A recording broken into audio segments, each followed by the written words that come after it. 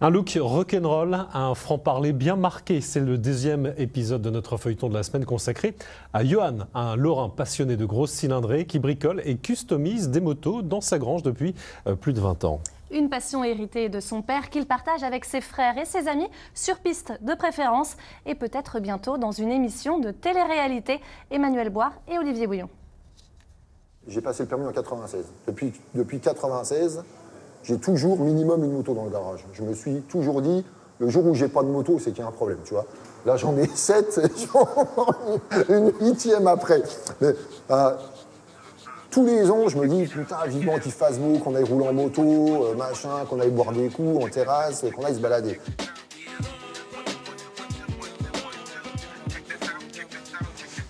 En 20 ans, le Lorrain Johan Kostreva a customisé une centaine de bécanes.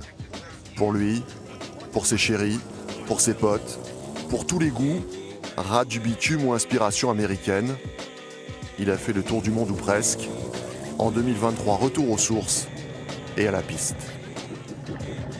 L'esprit moteur que tu avais il y a 25-30 ans, tu vois, où tout le monde se saluait, où tout le monde se dépannait, t'as un mec qui était en rade et tout, machin, c'était quelque chose. C'est pour ça que les gens, ils commencent le circuit, ils disent, ah putain, et ils se sentent bien. Pas parce qu'ils peuvent rouler et faire les cons, parce que c'est tout un ensemble, en fait. Et après, tu tombes sur un mec, tu roules avec. Encore une fois, le mec, il roule peut-être, il te met 2 secondes autour, il te met 10 secondes, ou le mec, il roule moins fort que toi, tu roules un peu avec, la session d'après, ah salut gros, machin. C'est une putain d'ambiance, en fait. Je vous recommande tous d'aller sur piste.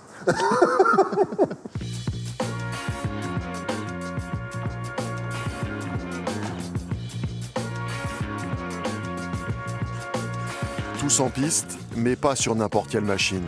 Le préparateur s'est construit plusieurs motos taillées pour l'asphalte des circuits, des modèles des années 80 et 90 qu'il remet au goût du jour. Je refais tout le même, tu vois, style de moto. Enfin, moi, je suis piqué Kawa, donc c'est vert, noir. Donc j'apporte ma touche personnelle, mes couleurs, l'autocollant Coaster Racing. Et puis bah, toujours pareil, hein, quelques pièces perfo pour pouvoir rouler sur piste et puis être au top, quoi.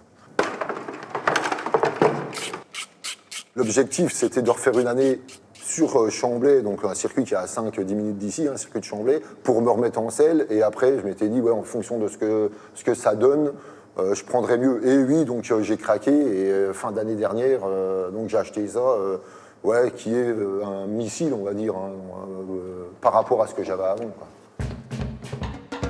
À la belle saison, lorsque la météo le permet, Yo traîne son cuir et ses potes sur les circuits du continent.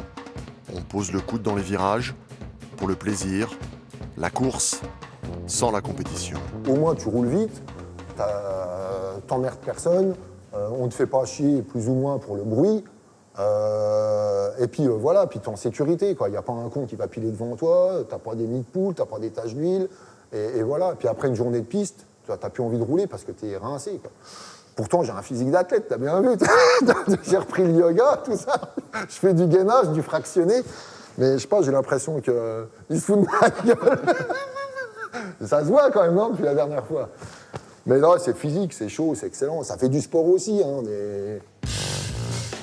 À 44 ans et autant de cheveux blancs, Johan Kostreva n'a pas l'intention de raccrocher le guidon. Dans quelques semaines, il aura même sa propre émission de télé-réalité. L'aventure Coaster continue sur d'autres écrans.